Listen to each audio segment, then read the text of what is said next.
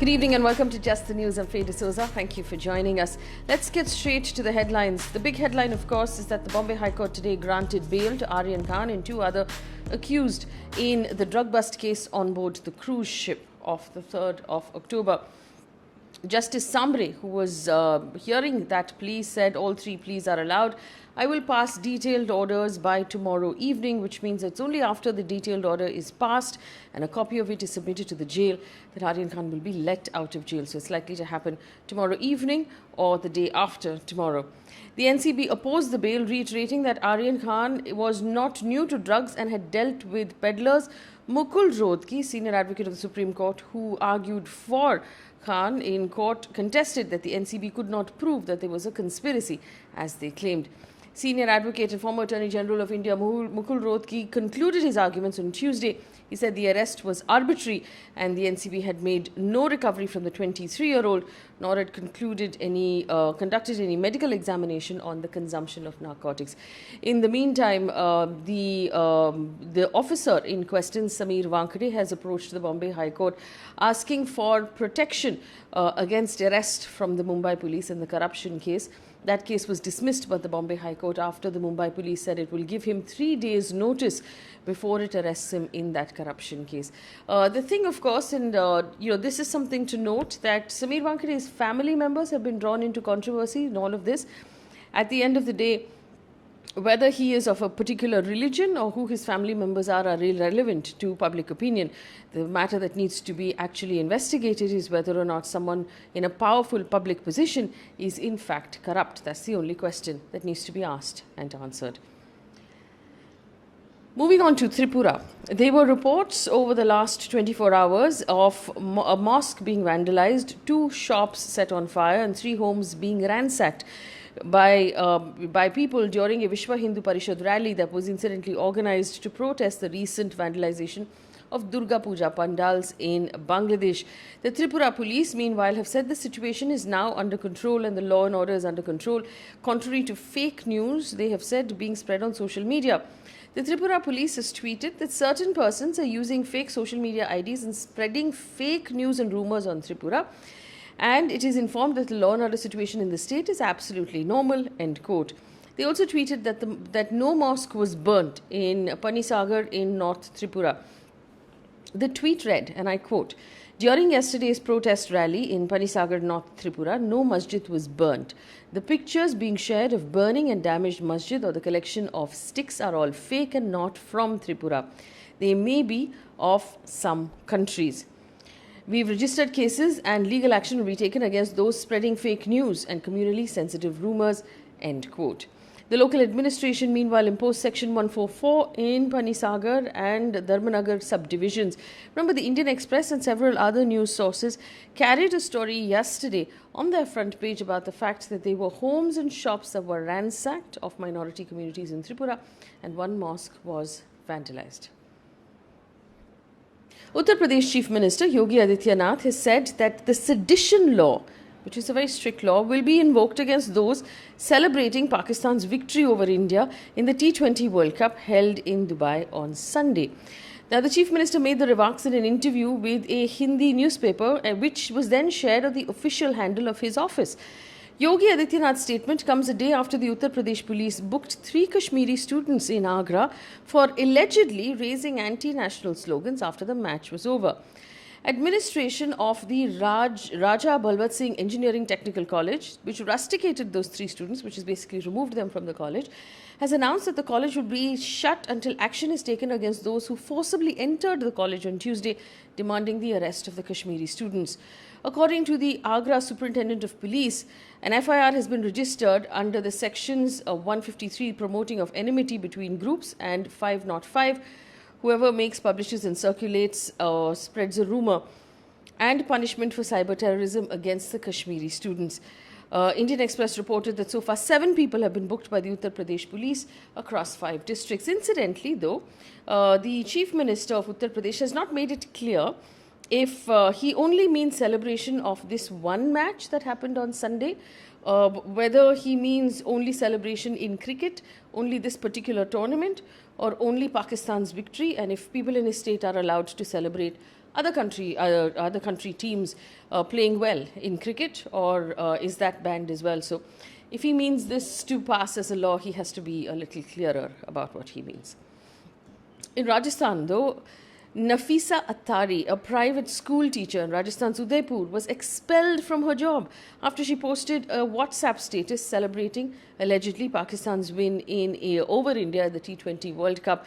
She was arrested on Wednesday and later released on bail.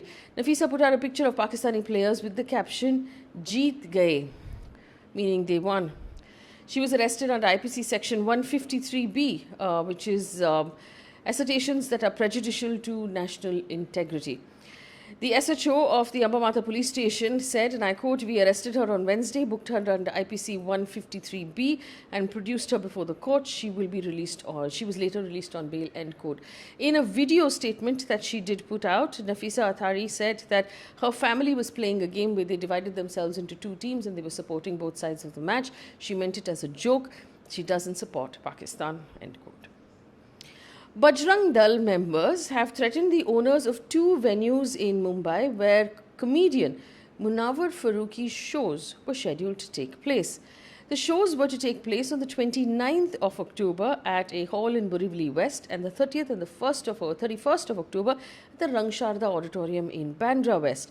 But the organizers say the shows had to be called off abruptly on Wednesday after right-wing groups ran an online hate campaign against Faruqui and threatened the hall owners. Speaking to the Indian Express, Purnima Shah, the owner of the Rangsharda Auditorium in Bandra, said, and I quote, "Before this incident, two people from the Bajrang Dal threatened my staff over the phone. Police had come then too, and we provided them with the phone numbers of the callers. We've given it in writing that we're cancelling the shows because of these threats," end quote. According to Indian Express, Manohar Danavde, the police inspector at Bandra station, said, "We've given a warning to Bajrang Dal that action will be taken against it if it creates any issue. We've also served notice to the organizers," end quote. Remember, Munawar Faruqui was arrested on the 1st of January this year from a venue in Indore before his show even started, and he was held in jail for a month before he was granted bail by the Supreme Court. And he was apparently arrested for jokes that he intended to make, that he hadn't even made.